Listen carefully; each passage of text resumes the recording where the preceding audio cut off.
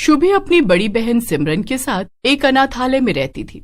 उनका इस दुनिया में और कोई भी नहीं था, क्योंकि उनकी मम्मी की बचपन में ही मौत हो गई थी और उनके पिता ने उन दोनों को उस अनाथालय के बाहर छोड़ दिया था। तब से वो दोनों वहीं पर रहते थे। एक दिन शुभी अपनी बड़ी बहन और अनाथालय के बाकी बच्चों के साथ खेल रही थी कि तभी अचानक से सिमरन बेहोश होकर जमीन पर गिर जाती है। अरे दीदी, क्या हो गया आपको? दीदी दीदी उठिए। कुछ बच्चे दौड़कर जाते हैं और अनाथालय का ध्यान रखने वाली मीना को बुलाते हैं। मीना कई सालों से अनाथालय में बच्चों का ख्याल रख रही थी। उसके साथ अनाथालय का ध्यान रखने के लिए और भी 2-3 औरतें थीं। अरे क्या हो गया बच्चों? सिमरन बेहोश कैसे हो गई? शुभी शुभी, क्या हुआ इसे? मीना आंटी देखिए ना, अचानक से दीदी खेलते खेलते अपने आप ही बेहोश हो गई। एक काम करते हैं, मैं इसे बगल वाले अस्पताल ले जाती हूँ और शुभी तुम भी मेरे साथ चलो। इसे होश आएगा तो तुम्हारा वहां पर रहना जरूरी है। शुभी और मीना सिमरन को अस्पताल ले जाते हैं। वहां पहुंचने पर डॉक्टर शुभी को एडमिट कर लेते हैं और कुछ टेस्ट करते हैं। थोड़ी देर बाद डॉक्टर बाहर आते हैं और मीना से कहते हैं, देखिए, वो लड़की बहुत ज्यादा बीमार है। हमें नहीं लगता वो ज्यादा दिन तक बच पाएगी। ये सुनकर शुभी को बहुत बड़ा धक्का लगता है और वो जोर जोर से रोने लगती है। अब क्या होगा मीना आंटी? दीदी कैसे ठीक होगी? उनके अलावा मेरा कोई भी नहीं था। अब अगर वो भी नहीं रही तो मैं क्या करूंगी? नहीं शुभी, तुम चिंता मत करो, वो जल्दी ठीक हो जाएगी, उसे कुछ भी नहीं हो। मीना शुभी को समझा बुझाकर अनाथालय वापस ले जाती है। ऐसे ही कुछ दिन बीत जाते हैं और सिमरन तब से हॉस्पिटल में ही एडमिट थी। मीना भी ज्यादातर टाइम हॉस्पिटल में ही रहती थी, मगर शुभी अपनी बहन से मिलने हॉस्पिटल कम ही जा पाया करती थी। एक दिन शुभी अनाथालय में अकेले एक कोने में बैठकर रो रही थी कि तभी उसका दोस्त अमित वहां आ जाता है। अरे क्या हुआ शुभी, तुम फिर से रो रही हो?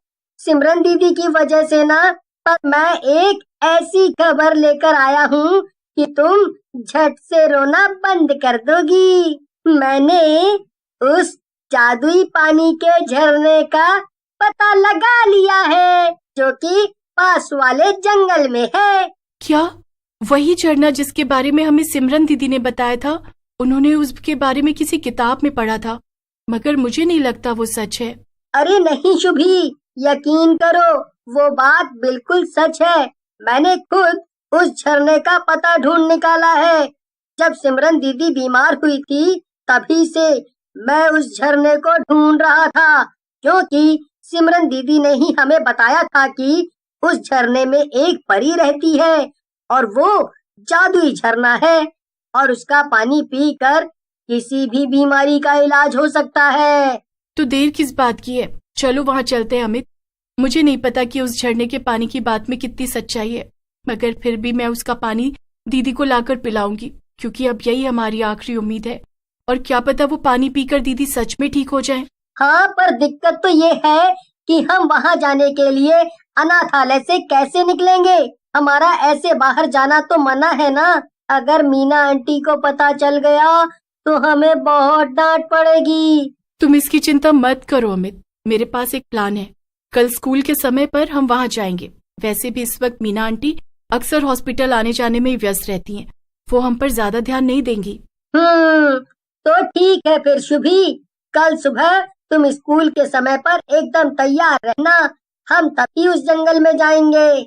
अमित इतना कहकर वहां से चला जाता है और शुभी भी अपने काम करने लगती है। अगले दिन सुबह सुबह जब सभी बच्चे तैयार होकर स्कूल जाने के लिए निकलते हैं, अमित और शुभी चुपके से जंगल की तरफ जाने लगते हैं। कोई भी उन दोनों पर ध्यान नहीं देता। काफी दूर तक चलने के बाद दोनों को कहीं से पानी बहने की तेज आवाज सुनाई देती है। शुभी, मुझे लगता है कि हम अब उस जादुई पानी के झरने के बहुत करीब ही हैं। हाँ अमित, चलो जल्दी से उस तरफ चलते हैं जहाँ से ये पानी बहने की आवाज सुनाई दे रही है। शुभी और अमित बहते हुए पानी की आवाज का पीछा करते हैं। वाह, ये तो कमाल हो गया अमित, आखिरकार हमने ये झरना ढूंढ ही निकाला। अमित और शुभी एक बोतल लेकर झरने में से पानी भरने के लिए आगे बढ़ते हैं, लेकिन तभी उन्हें एक डरावनी आवाज सुनाई देती है। उनके ठीक सामने एक डरावनी सी चुड़ैल खड़ी थी, जो उन्हें घूर घूर कर देख रही थी। चुड़ैल उन दोनों से बोलती है, रुक जाओ तुम दोनों, तुम्हारी हिम्मत कैसे हुई मेरे झरने का पानी? चुड़ैल की बात सुनकर अमित डरते हुए कहता है, तुम्हारा झरना? लेकिन हमने सुना है कि ये किसी परी का झरना है। अमित की बात सुनकर चुड़ैल को बहुत गुस्सा आ जाता है और वो कहती है, मैंने तुझसे एक बार कहा ना कि ये मेरा झरना है, अब भाग यहाँ से वरना तुम दोनों को इसी झरने में डुबोकर मार डालूंगी। अमित और शुभी चुड़ैल की बात सुनकर डर गए और वहां से भागकर कुछ दूर जाकर छिप गए। ये सब क्या है अमित? यहाँ तो चुड़ैल है, अब हम लोग क्या करेंगे? इस झरने का पानी कैसे लेंगे? अगर एक चुड़ैल इस झरने की रखवाली कर रही है तो एक बात तो पक्की है शुभी कि ये झरना सच में जादुई झरना है और मुझे पूरा यकीन है कि कोई ना कोई परी भी जरूर होगी। तो क्यों ना पहले हम उस परी को ढूंढें और फिर उसी से मदद मांगे। हाँ, ये तुमने बिल्कुल ठीक कहा अमित, हमें ऐसा ही करना चाहिए। चलो हम चुपचाप चलते हैं और झरने के आसपास ही उस परी को ढूंढने की कोशिश करते हैं। अमित और शुभी जब वापस झरने पर जाते हैं तो देखते हैं कि चुड़ैल झरने से थोड़ा पानी भरकर कहीं ले जा रही थी।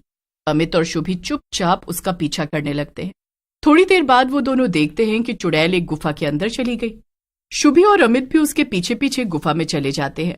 अंदर का नजारा देखकर दोनों हैरान रह जाते हैं। चुड़ैल ने एक परी को पिंजरे में कैद कर रखा था।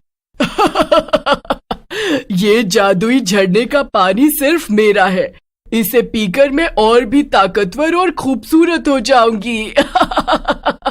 मैं किसी को भी इसे ले जाने नहीं दूंगी। हमें उस परी को बचाना ही होगा अमित, तभी हम झरने से दीदी के लिए पानी ले जा पाएंगे। मेरे पास एक तरीका है अमित, जिससे कि हम परी को पिंजरे से बाहर निकाल सकते हैं। अमित, तुम यहाँ से बाहर जाओ और झरने से पानी निकालने की कोशिश करो।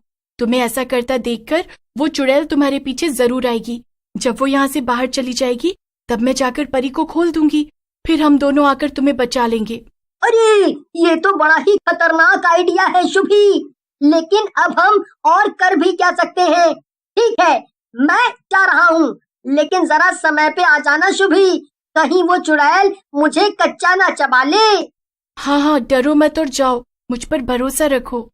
अमित भागता हुआ जाता है और झरने में से पानी लेने लगता है। चुड़ैल को अपने जादू से ये पता चल जाता है कि झरने के पास कोई फिर से गया है, इसीलिए वो अमित को पकड़ने के लिए जाती है। तभी शुभी भागकर परी के पास जाती है। कौन हो तुम बच्ची? तुम्हें यहाँ नहीं आना चाहिए था, वो चुड़ैल बहुत खतरनाक है। मैं यहाँ आपको बचाने आई हूँ। आप मुझे ये बताइए कि इस पिंजरे को कैसे खोला जा सकता है। वो देखो, सामने जो बक्सा है उसी में इस पिंजरे के ताले की चाबी है।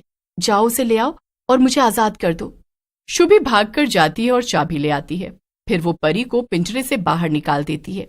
तुम्हारा बहुत बहुत धन्यवाद बच्ची, तुमने मुझे इस चुड़ैल की कैद से आजाद कर दिया।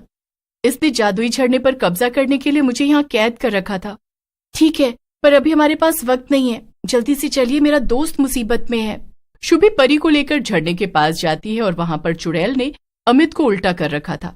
मैंने तुझे मना किया था ना कि यहाँ मत आना, तू फिर से आ गया, अब तो तेरी खैर नहीं। परी जल्दी से अपना जादू करती है और चुड़ैल कमजोर होने लगती है। अमित जमीन पर गिर जाता है और शुभी उसके पास जाती है। बहुत हुआ तेरा तमाशा चुड़ैल, अब तेरा अंत आ गया है। परी अपने जादू से चुड़ैल को छोटा बना देती है और उसे एक बोतल में कैद कर देती है। बहुत चाहत थी ना तेरी इस झरने को अपना बनाने की। ठीक है, अब तू इसी बोतल में कैद होकर जिंदगी भर इस झरने में तैरती रहेगी। परी बोतल को झरने में फेंक देती है और चुड़ैल का किस्सा हमेशा के लिए खत्म हो जाता है। बच्चों, तुम लोग इतने गहरे जंगल में यहाँ इस झरने तक आए, जरूर कोई बात है। मुझे बताओ, मैं तुम्हारी क्या मदद कर सकती हूँ? जी, मेरी दीदी बहुत बीमार है और हम उनके लिए ही इस जादुई झरने का पानी लेने आए थे। ठीक है, मैं अभी तुम्हें पानी देती हूँ। परी झरने से थोड़ा पानी लेकर बोतल में भरती है और उस पर कुछ जादू करती है। ये लो, इसमें मेरा आशीर्वाद भी है, तुम्हारी दीदी जल्दी ही ठीक हो जाएगी। पानी लेकर अमित और शुभी परी से विदा ले लेते हैं और वापस हॉस्पिटल पहुंच जाते हैं। उधर उन्हें लापता पाकर मीना बहुत परेशान हो गई थी। ये सब क्या है शुभी, अमित? मुझे तुम दोनों से ऐसी उम्मीद नहीं थी। तुम दोनों कहाँ गए थे? शुभी और अमित मीना को सारी बात बता देते हैं। मीना और शुभी सिमरन को जादुई झरने का पानी पिला देती हैं और वो एकदम ठीक हो जाती है। इसके बाद शुभी और सिमरन फिर से खुशी खुशी साथ रहने लगे।